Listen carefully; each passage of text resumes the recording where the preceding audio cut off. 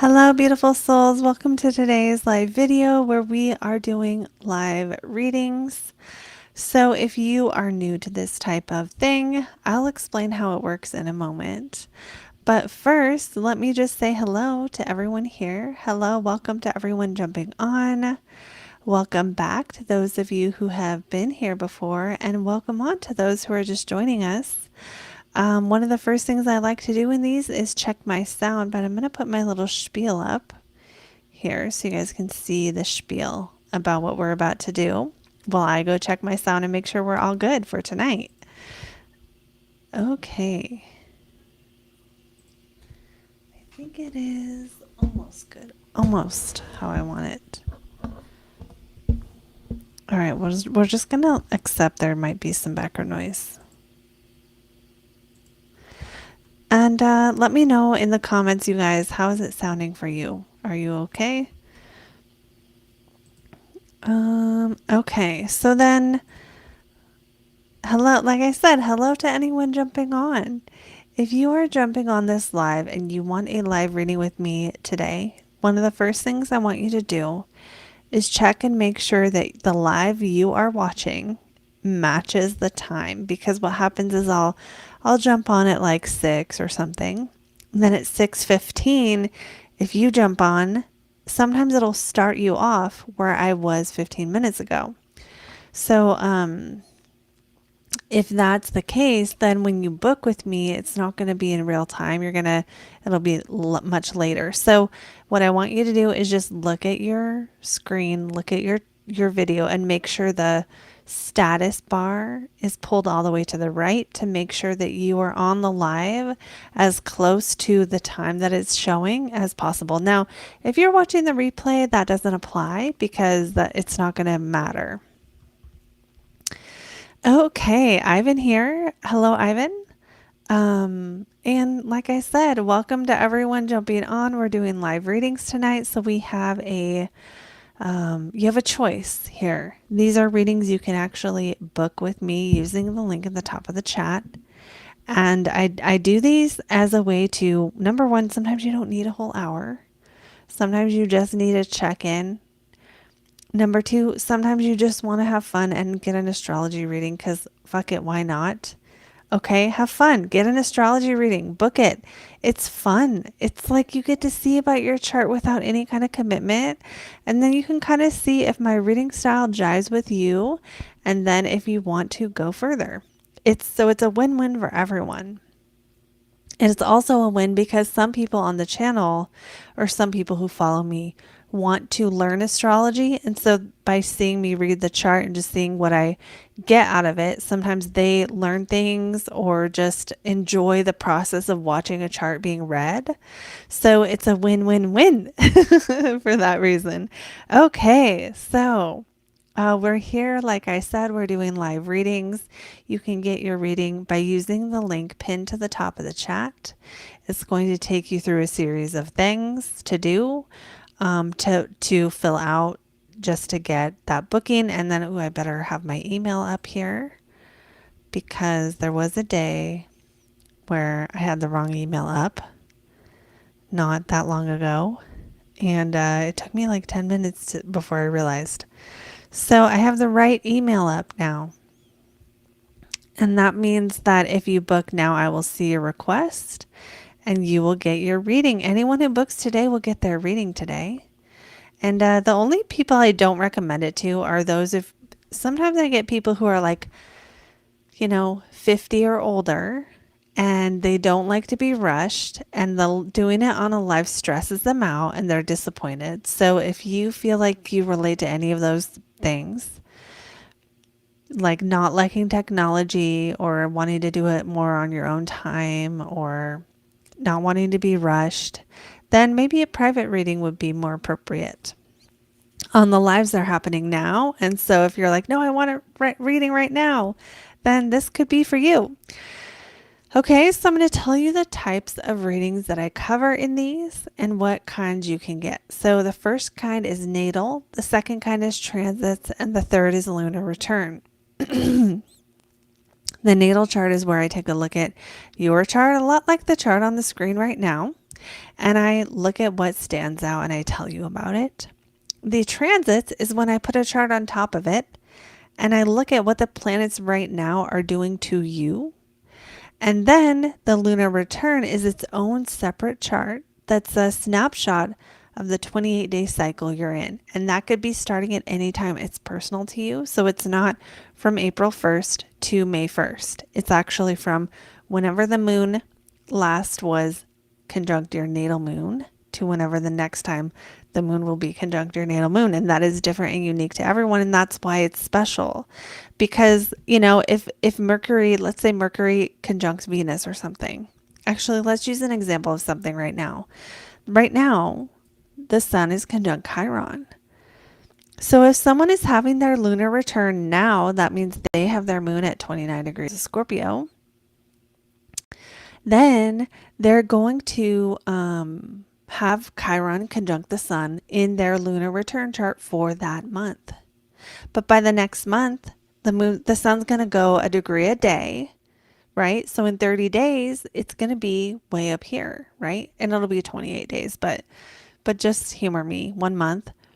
Then that same person who, their moon it's not the same. Okay, this is not the same, but do you get what I'm trying to say here? That each month you get a unique chart for your lunar return that's different than everybody else's, because the day that the moon hits your natal moon is different than the day it hits somebody else's. And those days have planets doing different shit to each other. So everyone gets a different month every month. This is why we're not all living the same month every month, and astrology can still be real. Are you following me? Let me know if you're following me. How is everybody hearing? I mean, not hearing, feeling. Why did I say hearing? Because I saw the word hear in the chat probably. How is everybody feeling? We just came off of that full moon in Libra. The moon has been in Scorpio. It's heading into Sagittarius very soon, like very, very soon, like in the next hour. And then it will be trying the sun, so that'll be kind of nice. But right now it's trying Mars. So sometimes I'm a fan of Mars. I really am. I love Mars. Sometimes moon Mars for people isn't like yay happy moment. Usually sometimes it's like somebody hurt your feelings, somebody challenges you, there's some kind of conflict going on and it's close to your heart. Not always, right? We're not all in crisis all the time. But sometimes moon Mars is an emotional moment for people. Same with like moon Saturn. Okay, Amy, I got you. Let me see. Yep, I got you, Amy. So Amy's going to be first. And I want to check on the comments and then we'll go into your reading. Rodrigo says Scorpio moon myself. Yeah, I love Scorpio moons so much. They're so deep and they care so much. Yes, I love the Scorpio moon.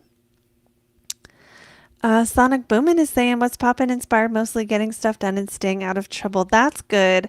Staying out of trouble. I think I need to get into some trouble. I need something. I would like a partner in crime to get into some trouble with. Let's change the subject now off of me before I get too weird and talk about Amy. Amy, I have you and I have your reading and I see that you chose lunar return. So what we're going to do is I'm going to take the chart off and put it back on so people can't see your info. When I find you, I'm going to find you or I'm going to put you in and see if I have your chart already.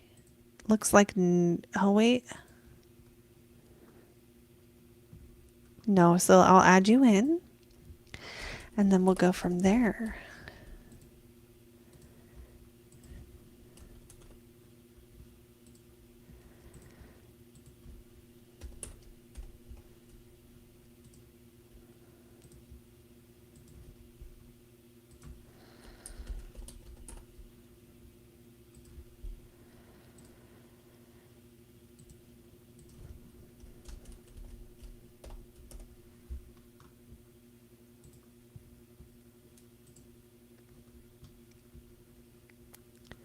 Okay, so I got your chart in. I'm just checking to make sure I entered everything right.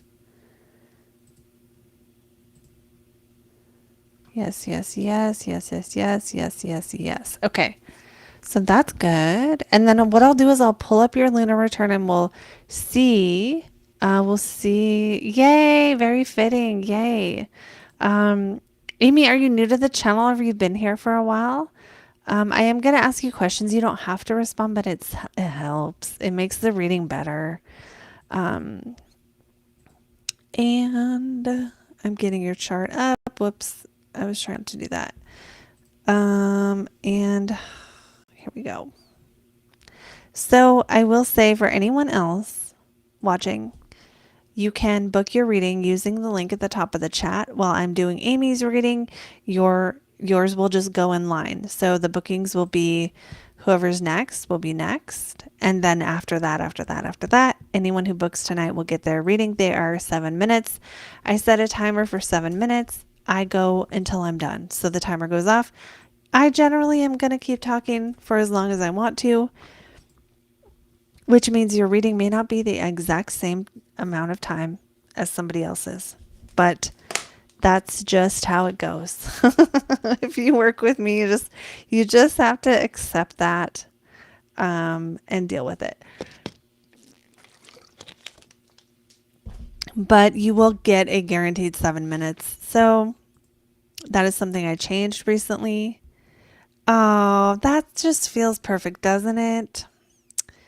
I came out of meditation, opened my phone, and this happened. I feel like that's like perfect. So, because you chose lunar return, which I love, we're going to look at your lunar return and we're going to see when it happened and then we're going to decide. So, your last lunar return started the 8th of April and it goes until May 5th. So, I would recommend doing that one just because you still have so much of it and you have 9, 10, 11, 12, 30, like a week of it that you've already experienced. So you'll be able to relate to that, but then also see what's happening going forward. So if you're opposed to this, okay, good, great. I get people of all different levels. And I love all of you.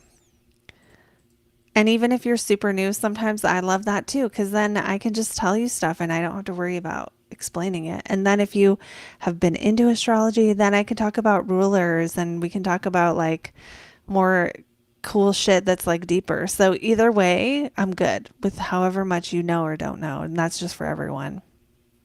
Okay, so yeah, I wanted to see, are you good with doing the lunar return starting the 8th of April? The other option would be like skipping ahead and looking at May if you're like someone who really wants to be forward looking. And I will wait for your answer before we get started.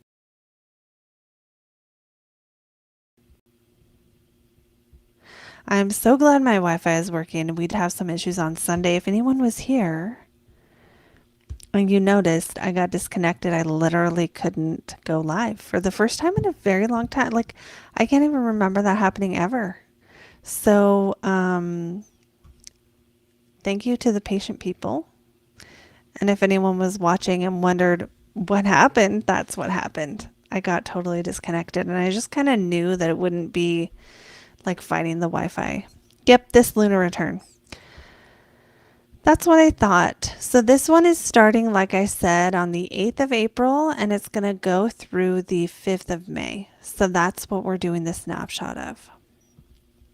All right, so let's get the timer and I'm going to start reading it. So immediately we've got the moon in the first, which means your vitality and energy throughout the month might grow and diminish, especially with the south node in this chart conjunct the ascendant. And I'm going to be referencing your natal chart, although you won't see it on the screen. Because, yeah, you're a Aries rising. So then that's Virgo's your 6th. And then the moon, Cancer is going to be 4th. Okay. Yeah, you might feel like your emotions are on your sleeve this month. You might feel like your emotions are just really important when it comes to first impressions, or they're being observed by other people, or you have people coming to you for emotional support more often. people see you and it's like the first thing they see is that you are going to help them or you're going to listen to their problems or something. And it does feel like there is something going on with relationships with others this month where you might even find that some relationships in your life might not be romantic, right? This could actually be just other people in general are becoming a bit of a burden, or it could be a bunch of different stuff. So I want to talk about what this could be. If you want to share whether you're in a long-term relationship or not, it would help me interpret this. But I will say the South Node conjunct the Ascendant is a really strong placement for this month. Again, remember this is the lunar return, not your natal. But South Node Ascendant is like, I don't have physical energy, or all I want to do is meditate, or all I want to do is release. Okay, it's releasing. Now that could be releasing physically by doing some kind of cleanse. I'm not giving advice to do that. It could be a time where you are just not. Sorry, I thought I was going to sneeze. Where you're just not like wanting to go do the life things. You want to withdraw. You want to meditate, journal, let out emotions, feel certain things, but also create more of an emptiness. Now, fasting could be happening, but if it is, it would be fasting and then eating and then fasting and then eating. I'm not giving advice to do that. I'm just saying this planet, South Node, is very much a fasting energy. And you might not be fasting from food. You might be like, I'm going to fast from social media. Or I'm going to fast from, I don't know, getting angry, and I'm going to notice every time I get angry. Or I'm going to, you might have something like that that you're doing or wanting to do.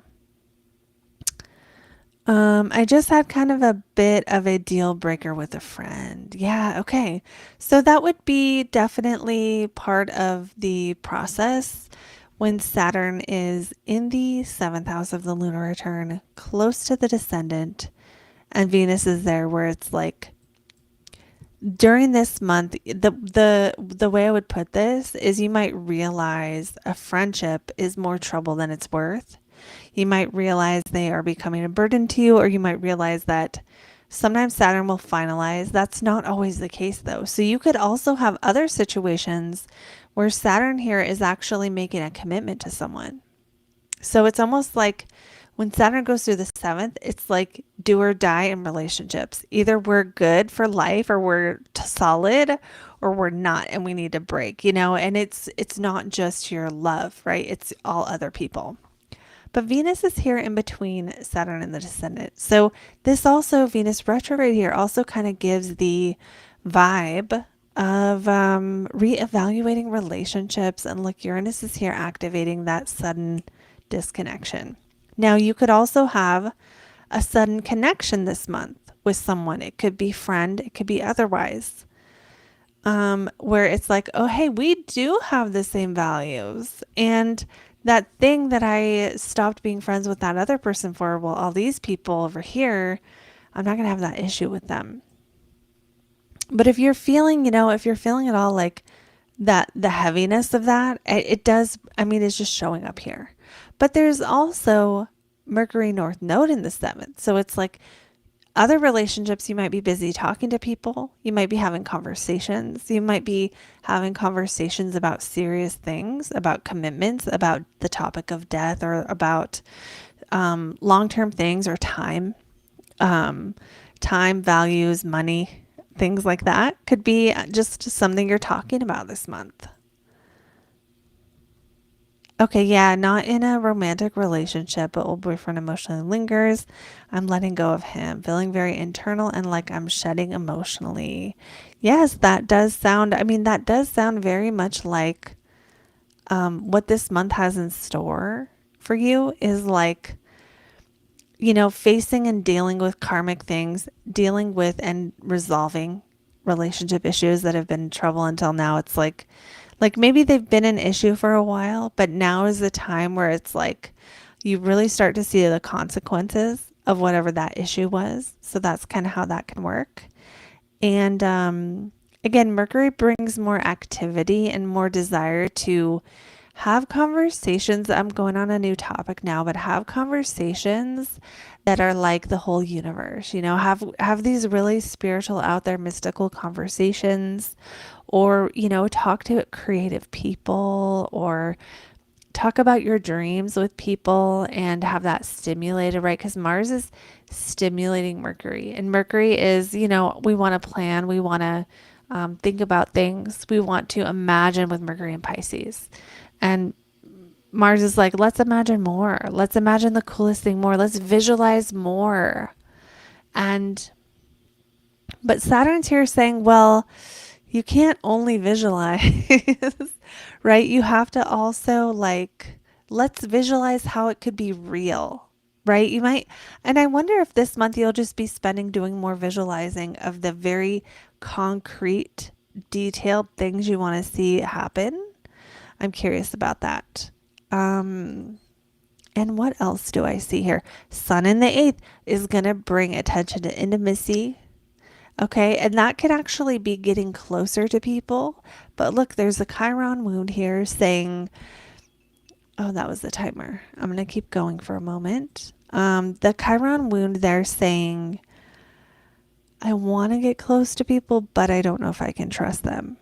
So maybe something about this experience that you just had or this month will bring up that sort of and it doesn't have to be a trust issue. Sometimes it can be when Chiron's here and it's something that's just monthly like this.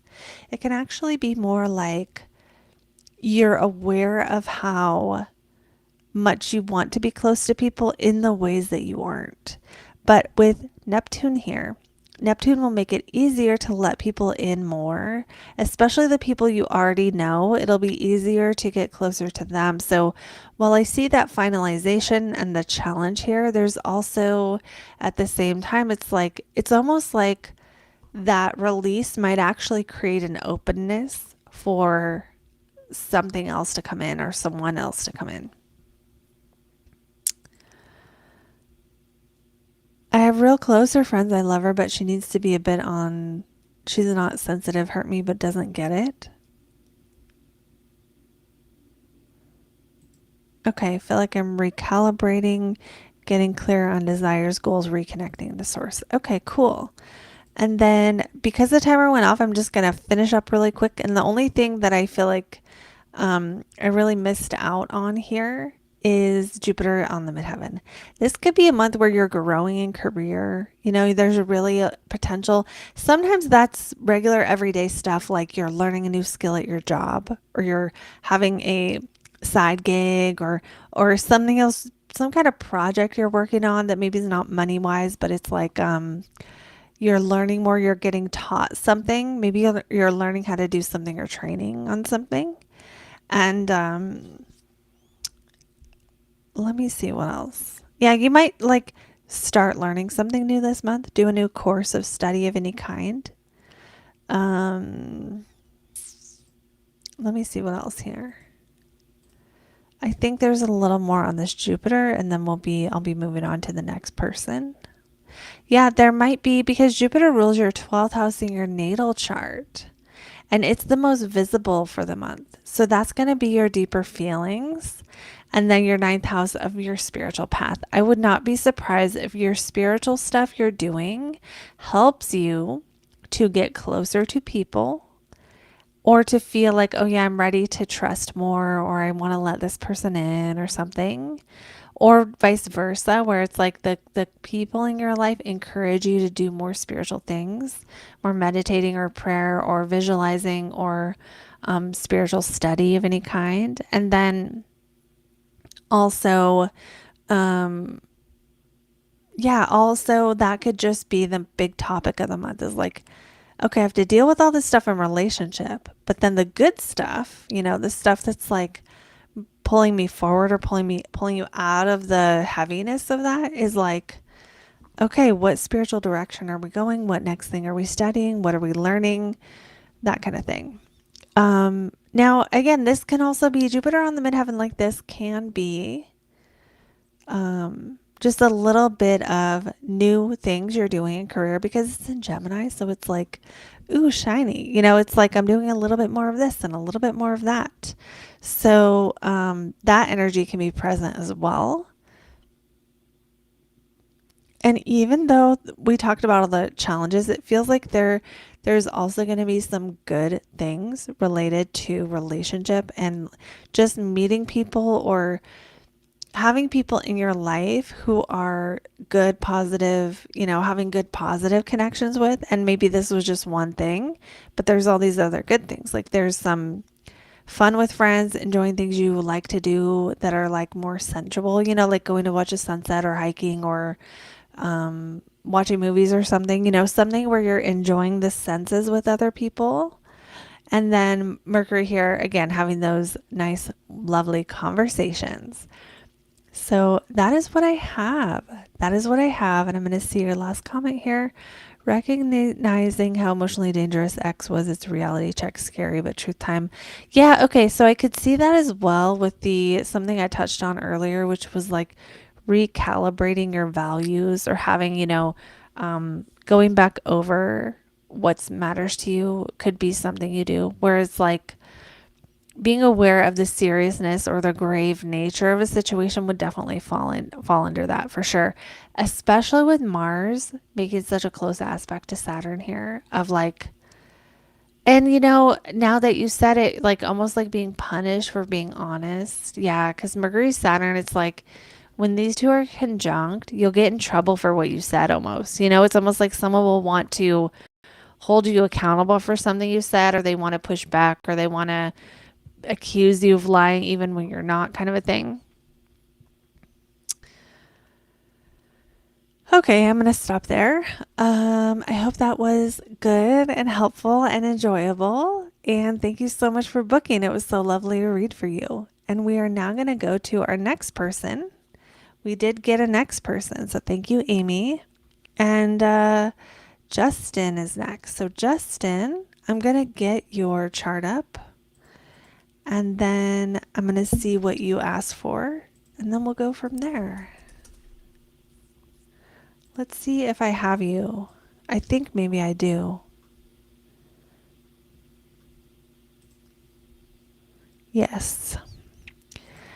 Justin Sonic Boom is how I put you in here. Gaslighting. Yep. Yeah, I could see that.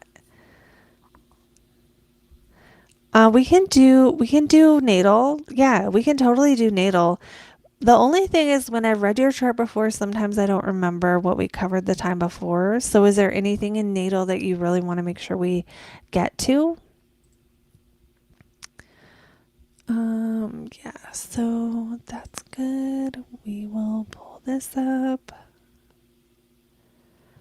And then while you're answering that, for anyone else, the bookings are open. You can book using the link in the top of the chat. And it's going to be a fun one. I can just feel it. I can just feel it.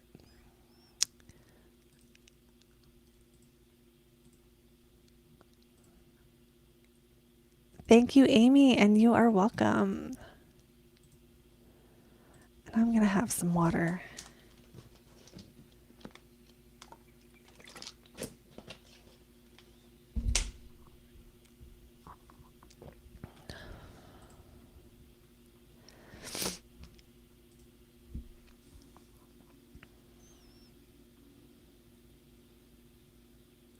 We could talk about your Pluto Mars if you want to.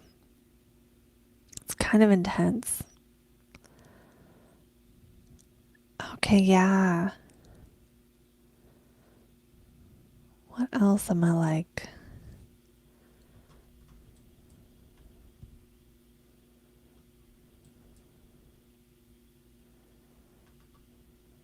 Drawn to?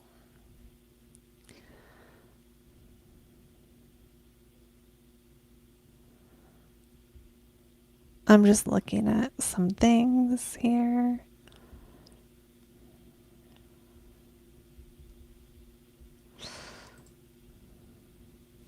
Okay, we'll do what I'm drawn to and I'll just set the intention to tune in. When you guys do these, one of the things you can do And I don't know where my face just went. One of the things you can do when you're booking a reading, whether it's natal or whether it's, whether it's one of these live mini readings or whether it's a whole hour Zoom call with me, is to actually set an intention. It is crazy how much this works. So I'm going to ask you to do that, Justin. I think I'm going to remember to ask everyone from now on to like set an intention. It doesn't have to be like, am I going to win the lottery? But like, I want to know about this energy in my life or this dynamic or this pattern or this problem or that kind of thing. So I'm going to give you a second to do that. And Shelly, you're going to be next. Shelly, I have you, and anyone else who books after Shelly will be following. So I'm going to go ahead now, take this off, and get to the reading here. All right. So for Justin, yeah, okay. So I'm feeling this Venus right now. Venus. So for you, Venus is going to be you, actually, you in the chart. And it's nice that you have a sextile between your planet that rules your chart and your ascendant here. And let me see what else I'm getting on Venus. Well, Venus in Sag is really cool because you really love your freedom. And, Venus in Sag kind of will do what the fuck they want to do. Because it's like, what do you love? Venus is what you love. Okay, so Venus in the third house, sometimes you're going to love studying or learning, especially in Sagittarius. You're going to love experiencing life. You're going to enjoy people who tell you stories or the mythology of things, the deeper meaning of things. With Jupiter and Sag, it expands this even more. And you may find that you meet a lot of people, right? Because the third house actually rules kind of like your local environment. But what that kind of means is, okay, we can look at Pluto and Mars too. What that kind of means is like, it's like where you go, the grocery store, the farmer's market. And it feels like you'll go to concerts or you'll go to places where there's foreigners, or you're going to go to like, just places where people are talking about their dreams or they're visualizing or their church. Maybe you go to church. Just really cool spiritual shit too, really nice third house. Because it's like when you're out and about, you'll probably just meet people and have the coolest conversations that are the vibiest, otherworldliest, out there, fun, inspiring conversations with people. Let me know if that's true. Okay, Mars Pluto. I picked this one partly because right now it's being squared by Pluto. And also I have it in a very similar place in my chart, so I know a little bit about this. And you were saying career. Mars, Pluto, and career. Is that what you said? Pluto, Mars, and career. Okay. So what Pluto and Mars do is for you, Mars will represent relationships. So you need intensity in relationships. And it's possible you could have a partner that with Mars, Pluto, you almost need a partner who has been through some shit. Or sometimes you need a partner who's like, maybe you've both struggled through getting sober or something like that. Like rising from the ashes kind of a thing. Because that would bond you to people, right? So what bonds you to people is you've been through the same shit. Or maybe you meet them there in a crisis and you walk through that with them. The problem with Mars, Pluto in a relationship, the thing I've found is you are a ride or die person in love. And with your best friends, you're going to be like, I'll stay in and hang with you forever, man, no matter what. But the problem is they are not always going to be a ride or die back for you. And so sometimes Mars Pluto people at some point in their life when they're younger, usually they'll stay in a relationship a little longer than they maybe should because they don't know that leaving is an option, because there's just this built-in tendency to kind of stick with it till the end. Let me know if that's resonating at all. Um, Now, here's the thing that's crazy about this that I think is probably being activated for you right now is Mars, Pluto. Pluto buries Mars, and Mars can be anger. Mars can be your desire. It could be sexual, okay? Or it can be what you really, really want. And Pluto is squaring this point almost exactly. Let's look at it. I know you didn't choose transits, but yeah, it's at Pluto is totally squaring Mars right now. What can that do? It can kind of just intensify the already there need to kind of throw yourself into something meaningful, work really, really hard on something, and kind of work out some of that inner intensity. It can actually make changes to your sexuality. I don't mean it like that, but you might notice why? Because Pluto buries Mars, and Mars is our desire. It's part of that desire. And Pluto right now is unburying Mars. So if you find that what you desire in life is different or more extreme right now, or putting you through a pressure test, or relationships are going through a pressure test, or you always thought you were not ever going to be this kind of person, and now you're like, well, maybe I should do that. Maybe I should date this kind of person I never have before, because I always was like, there's a potential here I'm trying to get to of repressed desire becoming unrepressed. Now, that can be sexual or it can be otherwise. Okay, let me know if you want to talk about any of that, or if any of that feels like it really just hits home. Okay, so you're saying just dealing with haters in the entertainment industry right now. And yes, I am a writer, but it sucks when they cross me. Yeah. Okay. So let's go to career, because you asked about career. You have your midheaven conjunct Cancer, or in Cancer conjunct the moon. So that suggests the public image that's very about taking care of people's needs and making them feel a certain way. Um, what else? What else for career? Yeah, and just like uh, um, a sense of adventure. Sorry, a sense of adventure with career. And the sun actually aspects this, so that would be your. Oh yeah, so it does feel like a career in entertainment would make sense, because your planet ruling your 11th house, which is also Leo, is aspecting the moon, which is conjunct the midheaven. So what that is, attention, the desire to perform is going to fuel your career, but it's almost like you might have times where you are really in the performing energy and working hard to create the performance, and then other times where you are maybe either doing the performance, but there's something about it that is more nurturing than I would expect. Moon and Cancer conjunct the midheaven in the 10th also gives me this idea of having career be like security is really important, but also sometimes this is very intuitive, right? The moon is very intuitive. Sometimes Cancers are like people who do business or are good at business. Why? Because there's this there's an innate business sense.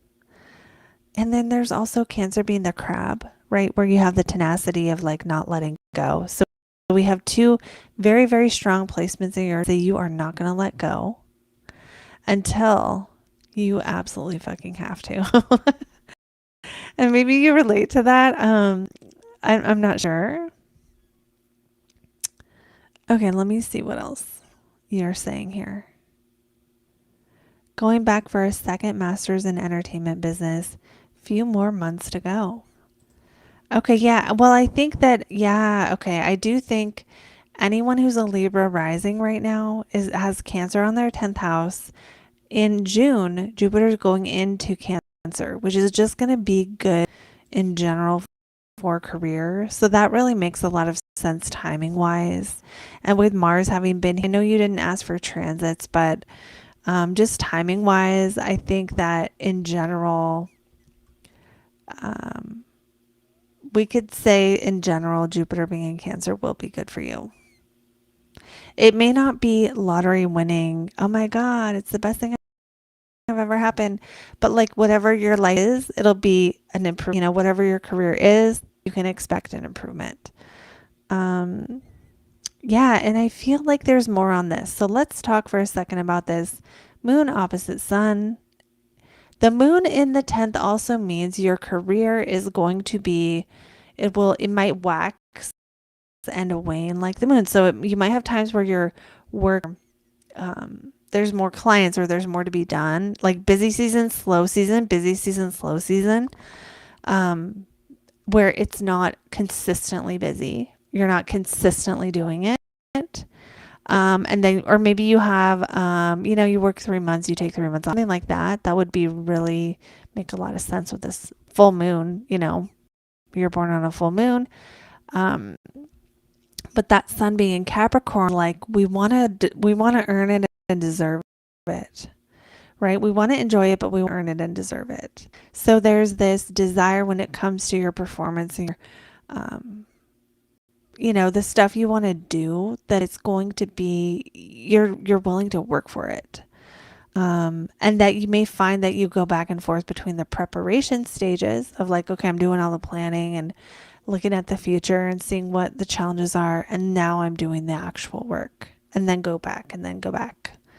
And some of that work, if you're thinking about wanting to be like a CEO or something, that would make a lot of sense with this moon here, because it's like you need to be able to pour into others and nurture them when you have a business, and Cancer can do that. Moon and Cancer can do that. Okay, I'm going to stop there just because of time. Let me know if that was helpful. I always love hearing. Wait, I just saw this. Maybe I saw this a second ago, but it can get wild out here by the beach. That's funny. Okay, so I hope that was good. Let me know. And we do have Shelly next, so we're going to go on to Shelly. I'm going to see if you have your chart in here. Welcome either way. And it looks like no. So that means I'll just put it in, which is fine. So welcome, Shelly. And it looks like you're asking for transits, which is great. Lots of people do that. And I'm just entering your chart in here. And so as soon as I'm done, I'll pull it up on the screen. And anyone else who wants to book, now is a great time, because you would be next after Shelly.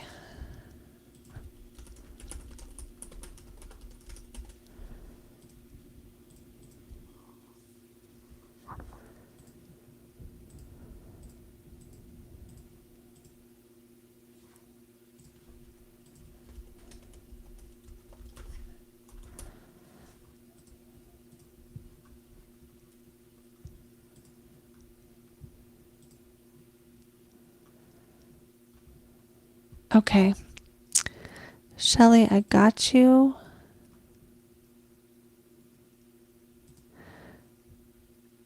Venus in Vegas and Moon in Miami.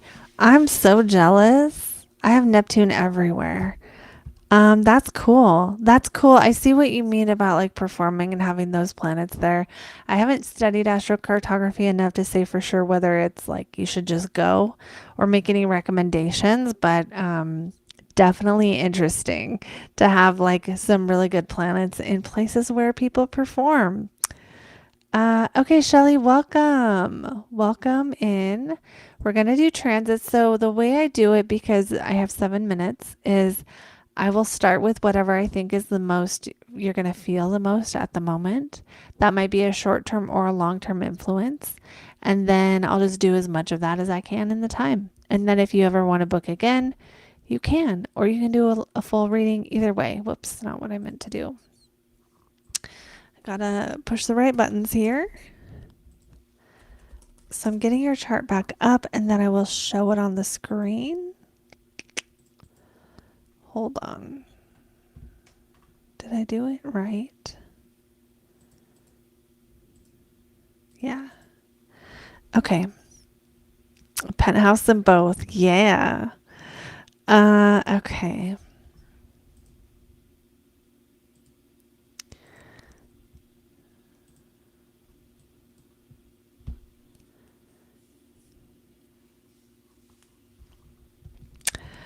Okay, so we have the chart. Now we need the transits. And we're going to go. Okay, so for the transits, what do I see most significant to you right now? Well, Mars, because Mars has retrograded, right? And then it came back. So I'm going to go back in time to tell you about this because Mars just hit all your planets. It just tried everything. Um, when Mars went direct, it was stationing just about on your. So what does that mean? It means in mid-February, maybe you had some kind of change to your spiritual path or travel or study or something ninth house related, which would be your spiritual path, your beliefs, or maybe just stopping a spiritual thing that you did before or starting a new one. Maybe being motivated or inspired, but also having no energy, being like, I should, oh, this was actually a little bit later. Hold on, let me get to the right day. I thought I was on the day. Around closer to the end of last week of February. Maybe some of that. What it did is it would have also hit your sun, which were reasons. So let's go into what that did. Because Mars Sun is a pretty symbiotic relationship here because they're similar. And the sun rules your career. So did you have, are you motivated right now in your work or had a busier time since the 12th of April, like this last week or so, or more to be done, more pressure from the boss, or more, even more like little arguments or something with people at work or a little more frustration or something? If yes, that would be Mars, and Mars is going to move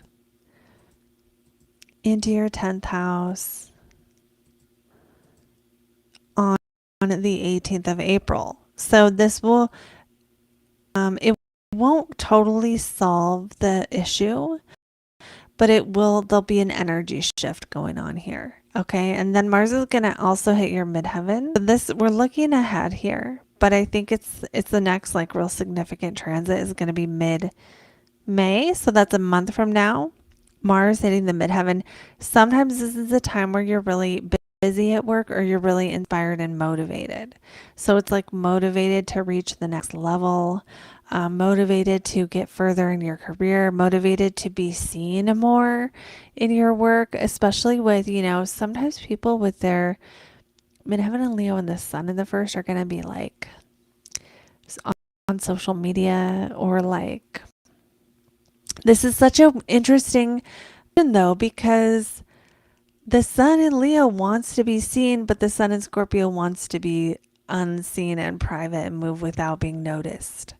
So what happens here? You do some work that has to do with attention, but maybe you're not the one doing it. Or like, I almost think of like a secret YouTube channel where, you don't, no one knows it's you kind of a thing.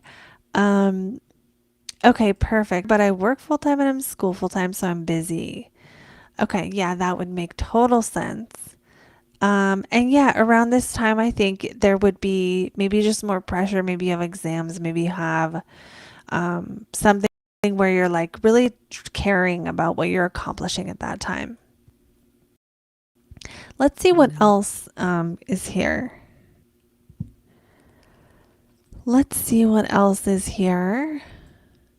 I do see kind of an important transit happening where Uranus is opposing your natal sun, which might also make a change to your career. That's looking like it's happening again mid-May. Are you trying to change your work or something at all?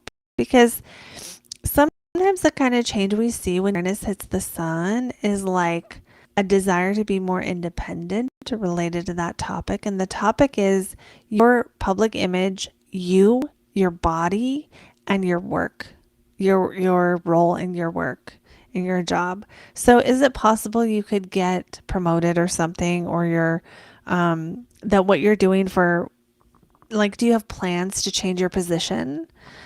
because you might be wanting to if you don't. Sometimes what happens when Uranus hits the sun is we want to change our identity, especially in the first house. And you may already be feeling this. Like, I don't want to be this same old person anymore. I want to be a person who is like this or like that, or someone who is, it could be anything, right? I want to be someone who is more open emotionally. I want to be someone who is wears better makeup. I want to be someone who is confident and seen that way, whatever it is. Now, it might not be any of those. It might be something totally different. You might be more like, um, I'm already confident. I want to have more privacy. Yeah, or something completely different. But Uranus opposing the sun is an important transit that is going to be really an activation. It's a change to your identity that maybe people didn't see coming. And what can happen sometimes is you can feel like it can actually feel like the pressure starts before the transit. But by the time the transit happens, it's like, enough, I have to make this change. You don't always make the change that day, but it's like sometimes there'll be something nagging you, and just like bothering you. And you're like, oh, I can't handle this. I want to change this. And it just kind of builds until that transit hits and then the energy is released. And you do a change that maybe people didn't think you were going to do. You do a change that maybe was unexpected. And you're saying, I'd like to counsel, but I still have a couple years in school. Okay, well, maybe there's something else about this transit that is like, maybe there's a change you didn't see coming and you do change your career. Like maybe there's a change you don't initiate to your path that you're like, oh, the company's doing this now. Okay. I didn't see that coming. I'll have to adjust. I don't want to predict like a bad outcome here because this is not enough to say that, to say like you'll lose your job or something. But and also sometimes transit to the midheaven, and this is the ruler of your midheaven. Sometimes they'll represent relationship changes. So I don't know if that's a possibility or not. But again, it's only sometimes. Why? Because it's your role in life, something that changes your reputation. Okay, so maybe you keep the same job. Maybe you keep the same relationship or you don't have one. Then it's, what is it? Well, your reputation, your public image. And sometimes for some people, it's their spouse's image. Why? Because it's in the seventh house and it changes your role. And sometimes your role in life is, who you're with is part of that. Okay, so I want to kind of see, I want to go back to now. The timer did go off, and I want to see just one more thing because I feel like we should do one more thing, and that's going to be Neptune.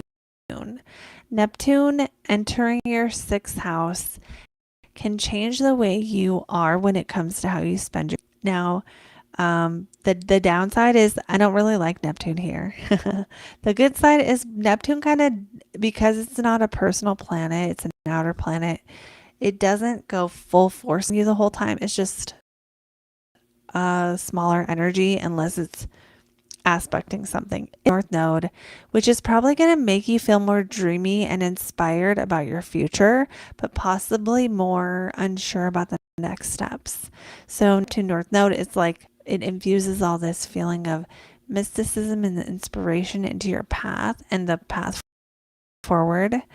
But so it might be easier spiritual things or to like do Reiki or do energy work or do other things like that that are more nebulous and undefined, but make it harder for you to see how you're on the path right now. You really have to use your intuition more when Neptune hits your North Node, because it's like it's just part of the deal to move toward that. It's part of the deal to move toward subtle energies at that time. So this could be personal and not career, always career related. For Neptune hitting the North Node, it could actually have to do with your work. Why? Because some of that is tied up in your path. And And then also Neptune in the sixth can have to do with how you relate to time. With Neptune in the sixth, you can lose track of time more, but the good side of this could be because you're doing more things that put you in a flow state where you would lose track of time. But less, you have to work a little harder to keep yourself on track when it comes to like, okay, I want to block my time off this way and do this and this and this, where you want to have those specific plans. That can also be happening. Okay, another thing I see here that's good is Jupiter has been aspecting your midheaven by sextile, which means potential growth in career, especially as of last month. Be learning new skills or doing some things that, or even taking a loan possibly or grant or something to support yourself in learning your career better. Okay, I have to stop there because of time, but I hope you enjoyed your reading. And thank you so much for booking. And then we're going to go, let's see, do we have a next person? Not at this time. So we have a few more minutes for anyone who is on right now and wants to get their reading. We could do that. You could book now and we could do it. So let me, there is still time. You'll be just in the nick of time actually, because I only have until 7:45 today, so I have 15 more minutes. And at that time, thank you, Shelley. At that time, where the readings will not be able to be booked anymore. So that means you guys can still get one. All right, so we're going to do this now, and I need some more water. So yes, you can book using the link at the top of the chat and get a reading. The chart on the screen now, this could be your chart if you want it to, if you want it to be.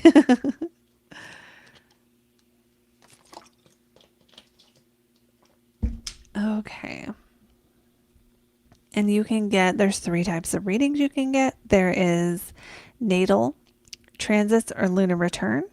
If you want the most popular, it's transits, because it's just telling you like what the planets are doing, which planets are aspecting your natal placements, what natal promise those planets are going to allow to unfold, good or for bad, and whether they're going to help or they're going to hurt. That's kind of what we do.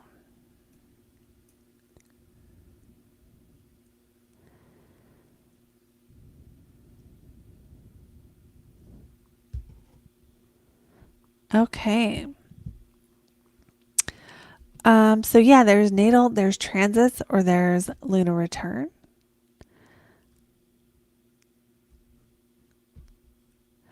And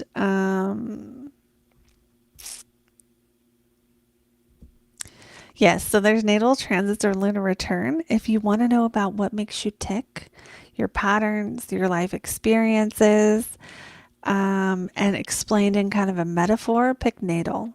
If you want to know what's happening now with the what planets are really hitting you, transits. And if you want to know about your unique 28-day cycle and the snapshot of the energy that you're in, pick lunar return. And if you really want to do all 3, you always can. You always can do more than one. Sometimes people will pick natal and then they want to know the transits, or they want to do their transits and lunar return. That's always a nice combo because you're getting 2 different lenses to describe what's going on. So that's always good too. So we have 10 minutes left. We're going to start the countdown now. And that is what we are doing. Oh, let's see. Did somebody book? Yes. Okay. You're going to have to tell me how to say your name. I have a thing for messing up people's names. So if I do, just know it's not just you. Is it Pelin? And I will add you here. Yes, Pelin. Tell me if I'm saying it right.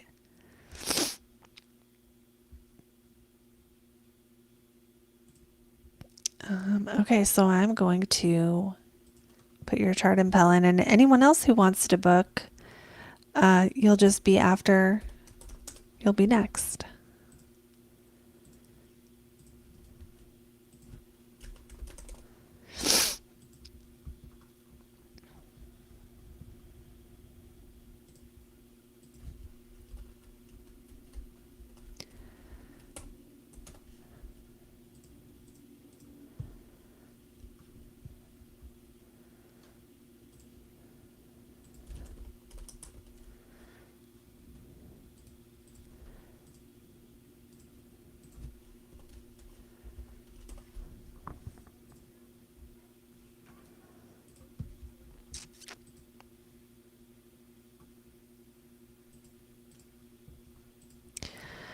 Okay, so then you ask for transits. That's perfect.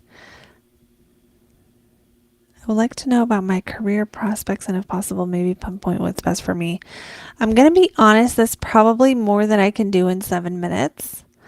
So we could do, and you chose transits, so we could do transits for career, which is going to tell you more about timing, what it's a good timing for. Or we could switch it to natal and do just like a mini ideal career profile, but it won't be just Pell is fine. Okay, thank you. But it won't be a full one because I just can't do a full one in that amount of time.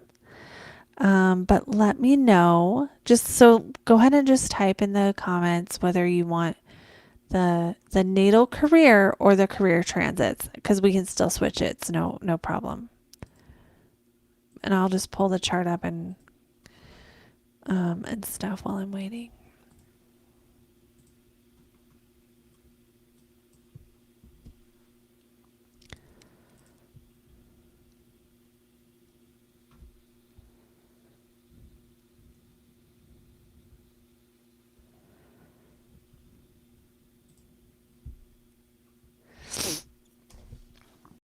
Anyone else who wants to book tonight? We've got 6. You have 6 minutes. And anyone who books in the next 6 minutes will get their chart reading tonight.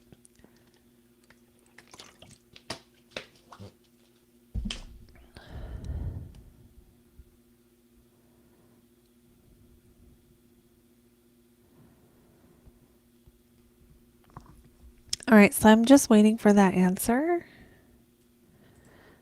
before we go ahead and start, Pell. And that's fine. I know there's a bit of a lag sometimes on the lives, but we just go with it.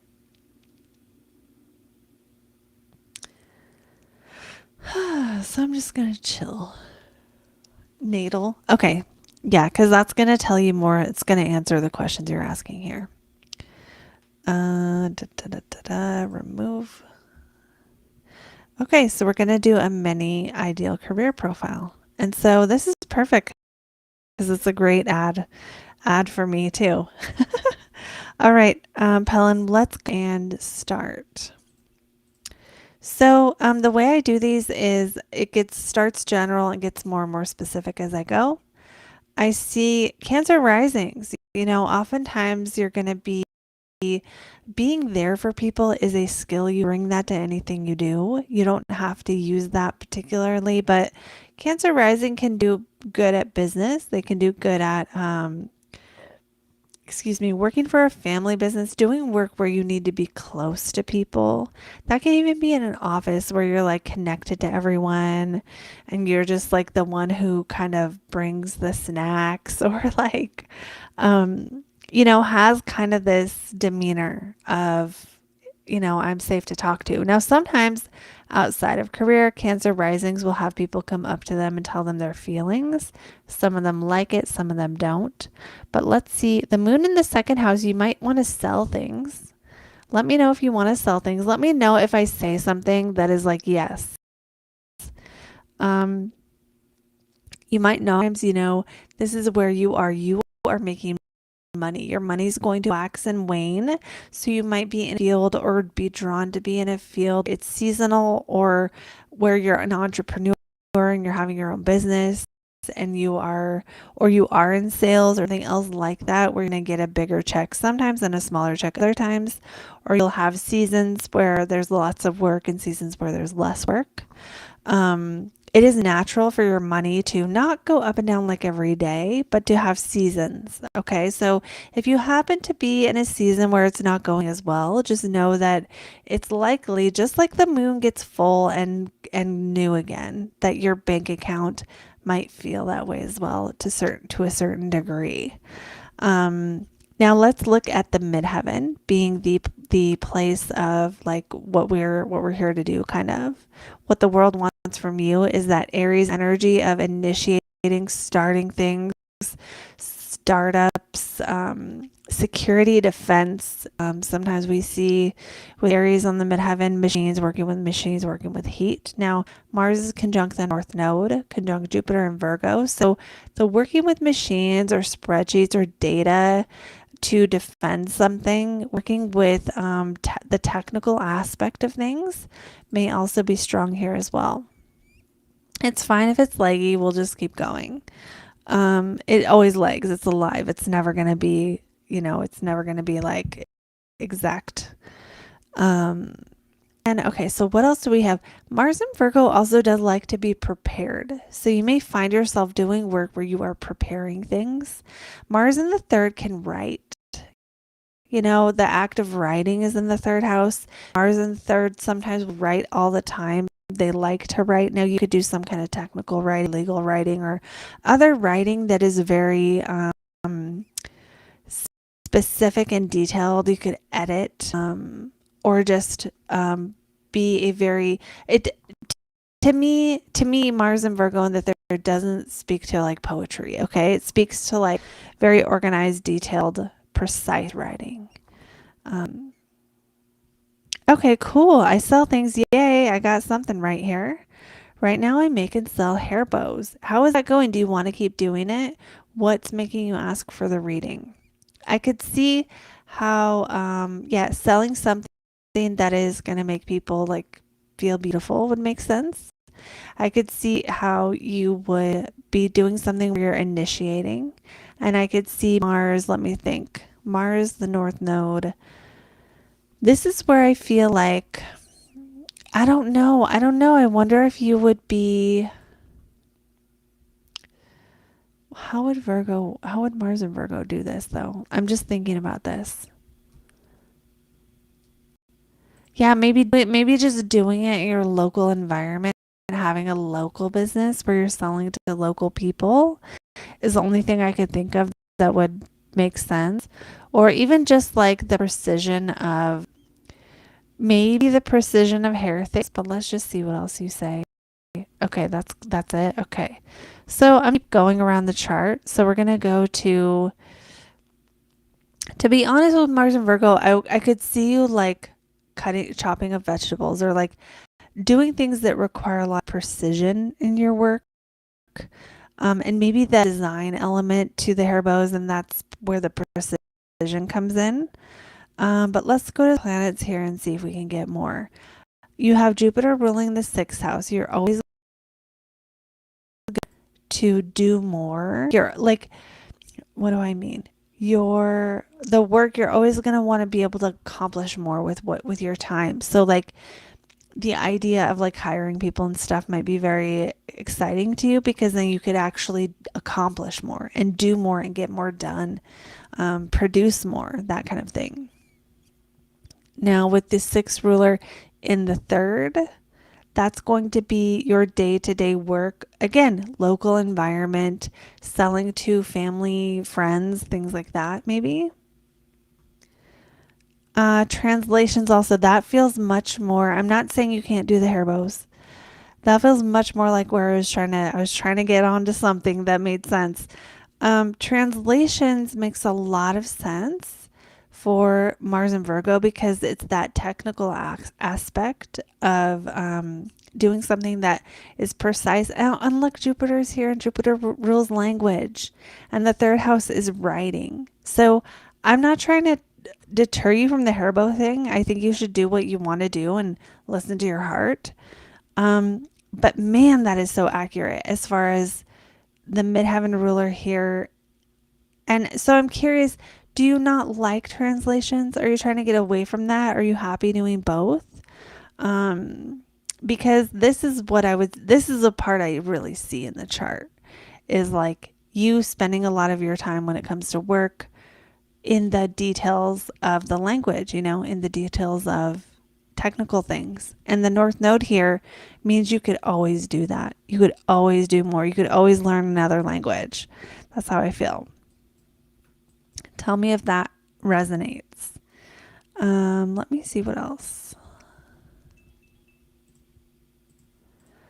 Let's talk more about the moon a little bit, because the moon doesn't tell us your career, but it tells us your preferred environment. And the moon in Leo might be why you like to sell hair bows, because doing the translation stuff, even though it's aligned with the chart, you have the skills, you're capable of doing it. The moon here is like, but I want to do something related to attention. The moon in Leo likes the topic of attention. Leo is hair, Leo's in their hair. But Leo also, you probably know is going to be connected to like the visual side of things, how things look, putting a good foot forward in things. So it would make sense that it's almost like the hair bows thing is going to satisfy that need to focus on attention, to focus on not just the visual look of a thing, but some of it is like how things look or how people look. Okay. What else do I have here? Let me just see what else I see. Because the translation stuff is ruled by Mercury, and Mercury's conjunct Uranus, it makes me feel like that work might be sporadic. Like you were saying, work is so slow right now. I'm going to look at the transits to see. Yeah, Saturn has been squaring your sun, and the sun rules your money. And Saturn is moving away from that point, but it hasn't fully left. It's going to leave the sign in June. I'm not saying it can't pick up before then, but I think that might be a time where you notice a shift financially. What else do I see here?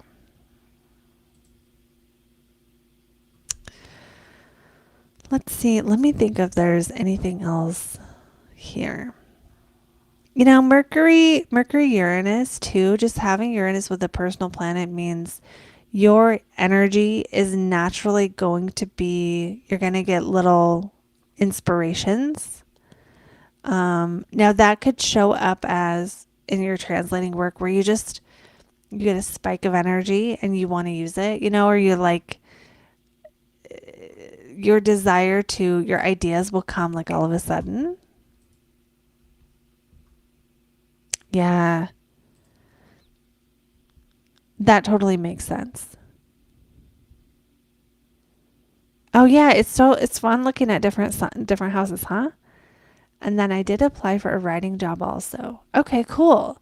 Yeah, I do think writing is your ticket. I mean, Kurt Cobain had Mars in his third house. He was writing music, and the third house is the act of writing. And I can't stress enough how having the North Node with the planet that rules your midheaven in the house of writing with Jupiter, that's like in another language or, about philosophy or something. And then Saturn is going to show us the deadlines and the need to kind of block your time every day.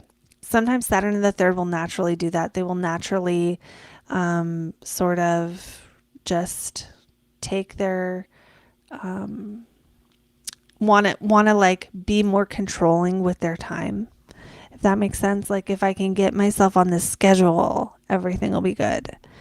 Now I also noticed too, I'm just going to riff on this for a second, because Virgo energy and Sag energy in the same chart means there's going to be a bit of an argument here between do we prepare everything and do it perfectly? Or do we just go with the moment and the experience? That's going to be a life sort of a life theme here of arguing with yourself a bit about whether to prepare, control, get ready for things, and I'll use the metaphor of an astrologer because that's what I am, but you can apply it to anything, which is, are you going to spend 24 hours on one chart studying it before you go into the experience with the person?